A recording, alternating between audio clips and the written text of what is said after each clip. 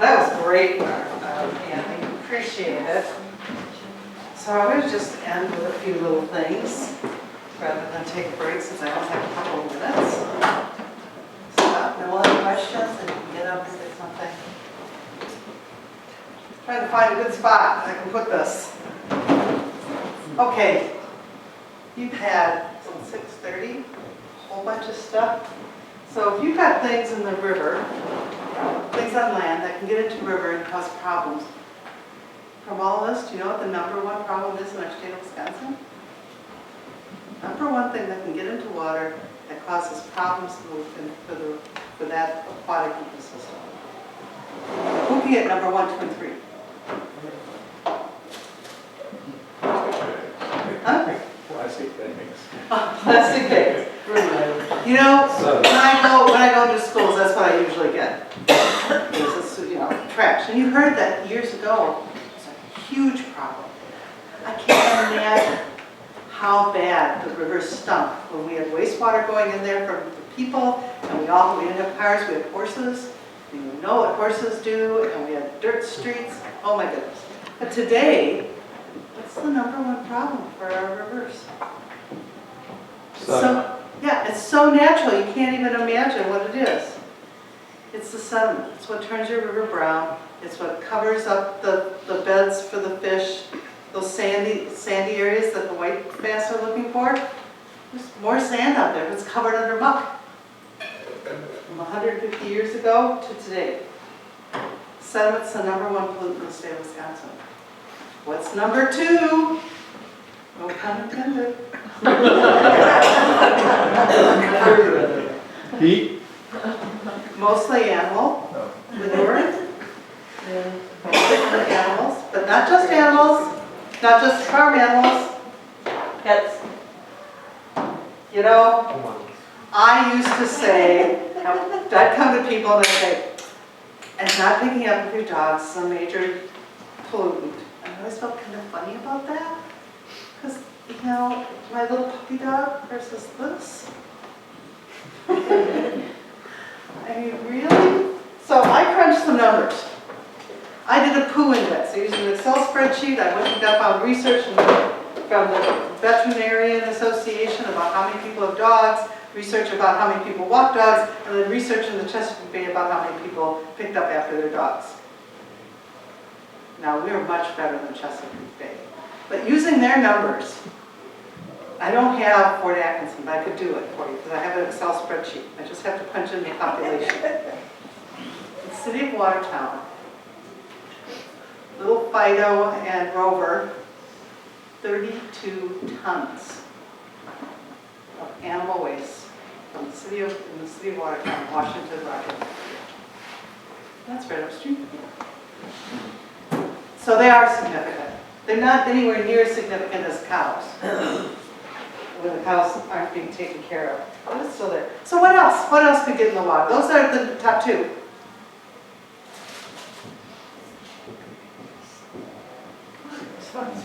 Salt, dissolved nutrients. Oh, it would help if I did it this way, wouldn't it? Chemical fertilizer. Acre per acre, most municipalities, especially when you've got people we no longer allow phosphorus in our lawns, but it used to be that acre per acre, actually more phosphorus came off of city streets than farmland, but you've heard that 68% of our whole basin was farm, so it was pretty significant. It still is. Getting those practices in the buffer strips and things on farmland, working with them to try and decrease that. Everything else, while important, isn't anywhere near as important as those. You just heard Andy talk about one of the last things he said. He said they're going to work on doing this. Road salt. Well, road salt is a problem, and it's significant in a lot of urban areas. In some urban areas, so is heavy metals. In urban areas, leaves can be a major impact. And then the other things are pretty minor. They can be significant in stretches where you get a lot of it, but pesticides, anything you put in your car that you put in again is going somewhere. So it burns, goes up into the air, it washes down. You know, a lot of mercury comes through from burning of fossil fuels. So those are things that get in the water. So tell me what you do to try to help prevent that from those things from getting into our waterways. Some things you do. A mulching mower. A mulching mower. How many people use mulching mower? If you mulch those leaf clippings in, the turf folks will say, oh, everybody should fertilize 4 times a year. Most people start too early, Memorial Day, then they'll say 4th of July, they'll say Labor Day, and they'll say Halloween. Most people need two fertilizing a year to really get a healthy, strong lawn, if that, Memorial Day and Halloween. And if you mulch, you may not even need that. What else do you do? What else do you do? I know you do a bunch. What do you do? Tell me one thing. I made a wetland in my property. Oh, you made a wetland. Always out doing it. But we can't help with that. Well, I can't make a wetland. I can't even make a rain garden, which some people do. But I made sure that all my downspouts go to my yard, and my yard is full of worms and chipmunks and all sorts of things. My water doesn't go 5 feet before it soaks in. So keep your water on your land. Let it soak in. And you're almost there. Nothing's running off. You're good. Rain barrels, anybody? A couple of you? I'm going to clean up rain barrels. I have 5 of them. And I used to take them by a bucket and water everything with a bucket. The water dripping down. We got an inline pump. So now my husband does it all because it's got a motor. Oh. That's now mechanical. I'm going to give you some, did you have? Well, we just have weeds basically around our property because we're next to a pond. Okay, so you keep it from Pretty going. wide natural area left. We can all do things. I know we have a vermicomposter and chickens that, this is not Monona. Monona is don't ask, don't tell. You're not supposed to have chickens, but unless somebody turns you in, you're good.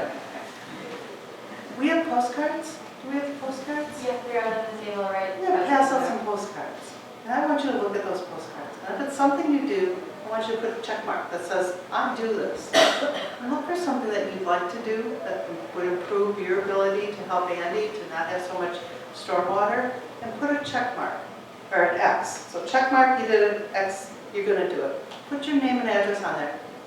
A month or so from now, I'll send it back to you. It's a reminder of what you said you would do. Caitlin, why don't you get those? Yeah. And I'd also like to thank you all for coming. And we do have free will donation if you'd like to support the Rock River Coalition. Do you know what this is? A rain cage. It looks kind of like a rain cage. Second. It's got some money in it too. It's a money cage, it is. This is a turbidity tube that our monitors use to check how clear the water is. And if you can see all the way up when you look down it, oh, I can't, there's some money in there. Then the water's pretty clean. And we measure it, and I don't know if you can tell, but that picture is not very clear. It costs us $280 for every kit. So if you would have $1 or $2 to throw in here, we appreciate it. Do you have any questions? We have a few minutes left. Of any of our speakers? Mark? Eric? Andy? Yes, there. This is a politically loaded question, and you don't have to answer it, but is Turn off your tape recorder. there any chance that the Indian Swan Dam will ever disappear? Oh, I have no idea. That's my sphere of influence stops at the edge of 106 there, so. Because it would be great to have the Lake Koshkonong return to a marsh, and I know that the controversy between all 4 counties where the dam is, plus the homeowners association, plus the hunters, it's a mess, and it has been for a very long time. And anyway, I really appreciate it. Yeah, probably 1999 or so, they did a study in the economics, just doesn't look like whatever. I know. I mean, in Jefferson, they put a fish ladder on it. That really helped get those fish from Lake Koshkonong up. Other questions for any of them? I had one for Andy. What would you say the current water quality is on your scale?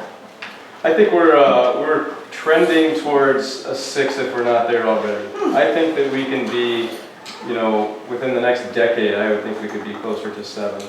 It'll be a while before we have clear water out here, but I think, some of the impacts that we see from the phosphorus and things like that that Mark's working on, I mean, there's some phenomenal improvements that are being made there. And for the geologists out there, the Fluvial geomorphologists. geomorphologists, lakes are all temporary. They're all moving towards being a stream, right? Yeah. Most of them, not all of them. Any other questions? Well, I think we'll be here. You want to take a look at the graphs for more. Thank you so much for coming. Caitlin cut all that cheese and vegetables and fruit, so please take something. Jane? Did I mention the annual meeting? Sure. The celebration and annual meeting will be Wednesday from 4 to 6 p.m. in Beloit, and it's at Riverside Park in the Rotary Center. So we hope you can all attend that. It'll be a big celebration of the end of testing the waters, and we'll have a bigger data presentation and information about how the school programs went. Thank you. Thank you.